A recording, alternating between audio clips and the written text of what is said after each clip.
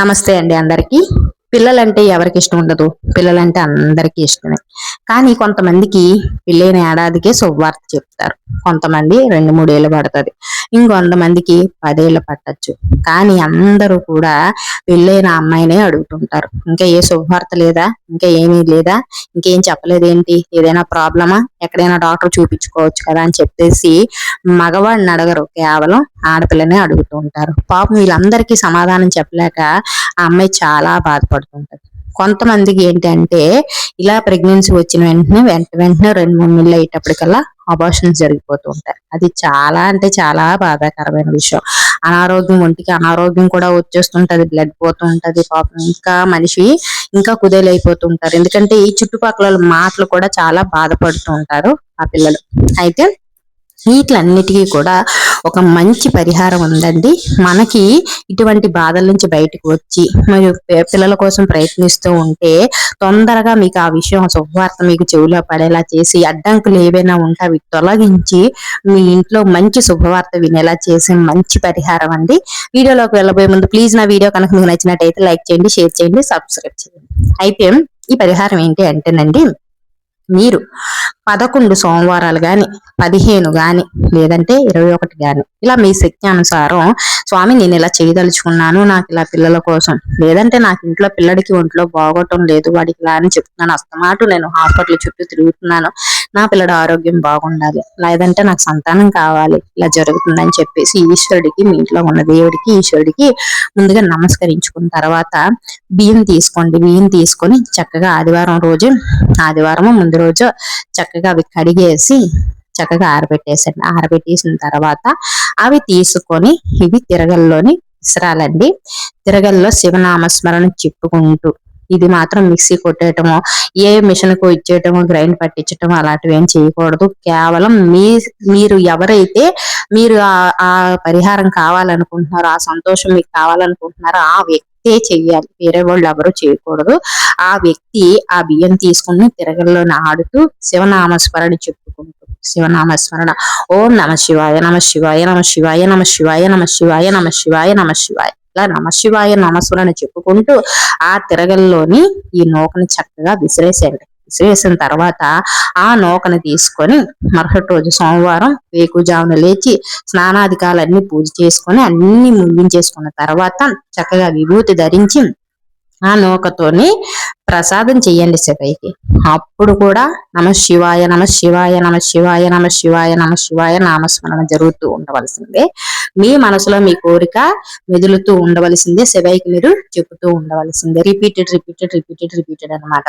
అయితే చక్కగా ఆయనకి ప్రసాదం చేయండి. ఆ నూకతో ఏదైనా ఉప్మా ఏదైనా చేయాలనుకున్నారా, లేదంటే పొంగల్ ఏదైనా చేయాలనుకున్నారా, లేదంటే ఉప్మా పులిహార లాంటి ఏదైనా సరే ఆ నూకతో శివనామస్మరణ చేస్తూ ఆయనకి చక్కగా ప్రసాదం చేయండి.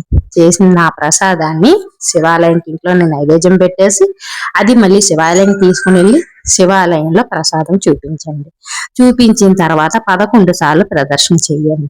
కానీ మనసులో మాత్రం నమ శివాయ, నమ శివాయ, నమ శివాయ, నమ శివాయ ఆగకుండా కంటిన్యూ అవుతూనే ఉండాలి. అది ప్రసాదం పెట్టిన తర్వాత, అది తీసుకున్న తర్వాత మీరు దాన్ని కళ్ళకద్దుకొని స్వీకరించిన తర్వాత అది చిన్న పిల్లలకి పంచిపెట్టండి.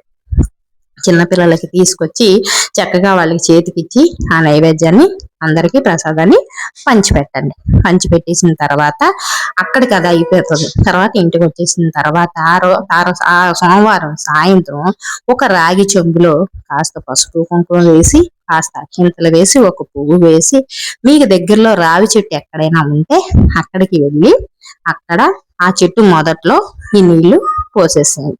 పోసి ఆ చెట్టుకి నమస్కరించుకొని ఇంటికి వచ్చేసేయండి. ఇలా 11 గాని 15 గాని 17 గాని 19 గాని 21 గాని ఇలా బేస్ సంఖ్యలో మీరు చేసుకుంటూ ఆ ఈశ్వరుడికి ఏకాగ్రతతో దీక్షగా పట్టుదలగా మీరు చేస్తూ ఉంటే మీకు మధ్యలోనే శుభవార్త వింటారు. మీరు ఇది ఖచ్చితంగా నిజం. మధ్యలోనే శుభవార్త వింటారు. మీకు ఏ ఆటంకాలు అయితే ఉన్నాయో అవన్నీ తొలగిపోతాయి. లేదంటే పిల్లలకి అనారోగ్య పాలవుతున్నారా, వాళ్ళు చక్కగా అందులో నుంచి బయటకు వస్తారు. చాలా సంతోషంగా ఇంట్లో తిరుగాడుతూ ఉంటారు మీ పిల్లలు. కానీ చేసేది మాత్రం దీక్షగా పట్టుదలగా నమ్మకంతో చెయ్యాలి. ఓ మిక్సీ నోప ఉంది కదా, బియ్యం మిక్సీ కొట్టేద్దాం, లేదంటే ఇంకే రకంగా చేసేద్దాం, లేకపోతే వేరే వాళ్ళ చేత చేయించేద్దాం కాదు. బాధ ఉన్న వ్యక్తే చెయ్యాలి. ఇప్పుడు నా పిల్లడికి బాగోలేదు, నేనే చెయ్యాలి. నేను చెప్పుకున్నాను సంకల్పం కాబట్టి అది నేనే చెయ్యాలి. నేనే శ్రద్ధగా బియ్యాన్ని కడిగి చేసి, అంటే భగవంతుడికి ప్రసాదాలకి కరువై కాదండి ఇక్కడ మనం చేసేది. దేవుడికి ప్రసాదాలు, నైవేద్యాలు, పూజాధికాలు కరువై కాదు. మనలోని ఎంత భక్తి, నమ్మకం, శ్రద్ధ ఉన్నాయన్నది ఇక్కడ ముఖ్యం. మనం ఎంత భక్తి శ్రద్ధలతో ఆయన అడుగుతున్నాం, ఆయన క్షణం కూడా వదలకుండా నాకు చెయ్యి, నాకు చెయ్యి, నాకు చెయ్యి అని చెప్పేసి అడుగుతున్నాం. దాన్ని బట్టి మన ప్రతిఫలం కూడా అట్లాగే ఉంటుంది. ఇప్పుడు ఏదైనా సరే నడక వచ్చిన వాడిని తల్లి నడవగలదు కదా అని చెప్పేసి ముందుకు పంపిస్తుంది, కానీ నడక రాని వాడిని కదా చేయి పట్టుకుంటుంది, ఎక్కడ పడిపోతాడో అని. అస్తమాటు అమ్మ అమ్మ అని పిలుస్తుంటే 10 సార్లు వాడు పిలుస్తా ఉంటే 11వ సార్లు ఏరా అని అంటుంది అమ్మ ఖచ్చితంగా.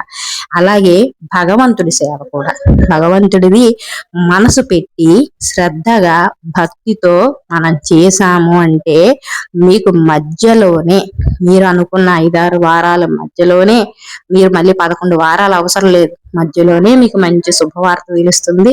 మీ ఇంట్లో మంచి శుభాలు జరుగుతాయి. ఇది నేను ఒకటి చేయించాను, వాళ్ళకి కూడా మంచి ఫలితం వచ్చింది, చక్కగా వాళ్ళు సంతోషంగా ఉన్నారండి. మీరు కూడా మీ ఇంట్లో ఎటువంటి సమస్యలు ఉంటే మీరు పాటించి ఆ శివయ్య అనుగ్రహాన్ని పొందండి. ఓం నమః శివాయ.